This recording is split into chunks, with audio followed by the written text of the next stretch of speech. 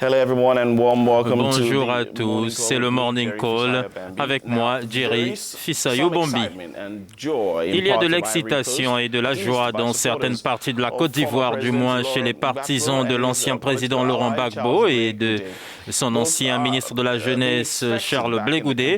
Les deux hommes sont attendus avec impatience dans le pays après leur libération par la haie et l'acquittement des accusations de crimes contre l'humanité lors des violences post-électorales, au cours desquelles quelques 3000 personnes ont été tuées entre 2010 et 2011. Laurent Gbagbo, le premier chef d'État à être jugé à la haie, et son ancien ministre de la Jeunesse Blé Goudé ont tous deux été blanchis des accusations de crimes contre l'humanité en janvier 2019 et libérés le mois suivant. Mais il y avait encore des restrictions quant à sa liberté de mouvement. En effet, Laurent Gbagbo peut quitter la Belgique et retourner en Côte d'Ivoire près de 9 ans après son départ. Et pour Charles Blé Goudé, 7 ans après avoir été livré à la CPI par le Ghana. Cette année, des élections auront lieu dans le pays et on craint que le retour de Laurent Gbagbo dans le pays ne bouleverse les élections d'octobre. Pour en savoir plus, nous sommes avec Frank Anderson Kwasi, secrétaire général adjoint chargé de la communication du Front patriotique ivoirien, le parti fondé par Laurent Gbagbo. Tout d'abord, Franck, cela doit être une bonne nouvelle pour votre parti, mais je tiens à souligner qu'en levant certaines restrictions à la liberté de mouvement de Laurent Gbagbo et Charles Blé Goudé, la CPI a précisé qu'ils peuvent se rendre librement dans les pays qui reconnaissent uniquement l'institution, donc la Côte d'Ivoire, à la seule condition qu'ils acceptent de les recevoir. Ne craignez-vous pas que cette décision soit exploitée par Abidjan pour empêcher votre chef de file de rentrer?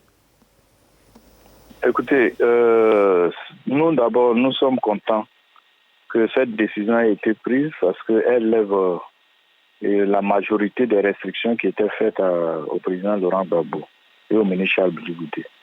Aujourd'hui, ils sont libres de tout mouvement. Ils peuvent aller et venir dans les pays qui sont donc membres du traité de Rome. Mais le domicile habituel du président Laurent Gbagbo, c'est la Côte d'Ivoire. Comment un citoyen ivoirien qui rentre dans son pays peut avoir besoin de l'autorisation du pays? Je pense que cette histoire d'autorisation concerne les pays où M. Gbagbo ou le président Gbagbo, M. Blé Goudé, voudraient s'installer en dehors de leur pays. En ce moment, ils vont requérir l'autorisation de ce pays. Mais là, s'il veut rentrer dans son pays, il n'y a pas de raison qu'on demande encore une autorisation. Notre constitution est très claire. Elle interdit à tout citoyen d'être contraint en l'exil. Donc, à partir du moment où M. Gbagbo est libre de rentrer dans son pays, il vient sans avoir à demander une autorisation de qui que ce soit. C'est son pays, c'est là son lieu de résidence habituel. Intéressant, en effet, le président Gbagbo, l'ancien président Gbagbo n'a pas besoin d'autorisation pour retourner dans son pays, dites-vous. Et pourtant, une condamnation par contumace de 20 ans attend les deux hommes s'ils y retournent. N'est-ce pas là une menace réelle? Le président Gbagbo n'a jamais eu peur de se présenter à la justice de son pays. Encore à quelque justice que ce soit. S'il est condamné à 20 ans, mais qu'on le laisse rentrer pour qu'il vienne purger sa peine de 20 ans, c'est tout. Il n'a pas besoin de demander une autorisation à quelqu'un qui est condamné pour venir faire une prison. S'il est condamné, mais qu'il rentre en Côte d'Ivoire pour faire la prison, c'est tout.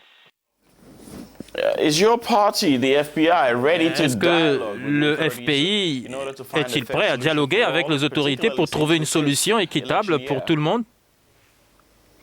Le secrétaire général du parti, Dr Assou Adou, a animé un point de presse le 29, c'est-à-dire au lendemain de cette décision de la CPI. Dans ce point de presse, il a clairement dit que le pouvoir d'Abidjan avait là l'opportunité à créer les conditions d'un dialogue pour rassembler toutes les filles et tous les fils de la Côte d'Ivoire. Nous sommes pour le dialogue, nous sommes pour la discussion, et c'est à l'intérieur du dialogue et de la discussion que tous les problèmes majeurs se résolvent. Donc nous sommes ouverts. Ce n'est pas un préalable, c'est une nécessité pour la Côte d'Ivoire. La Côte d'Ivoire a besoin de paix. Et la paix, pour qu'on ait la paix, cette paix doit être précédée du dialogue, du franc-parler entre les filles et les fils du pays. C'est ce que nous demandons depuis Et je pense que là, il y a l'occasion pour que tous les fils de la Côte d'Ivoire se retrouvent pour parler de paix, pour parler de leur pays, pour parler de la résolution de tous les problèmes qui minent aujourd'hui leur pays.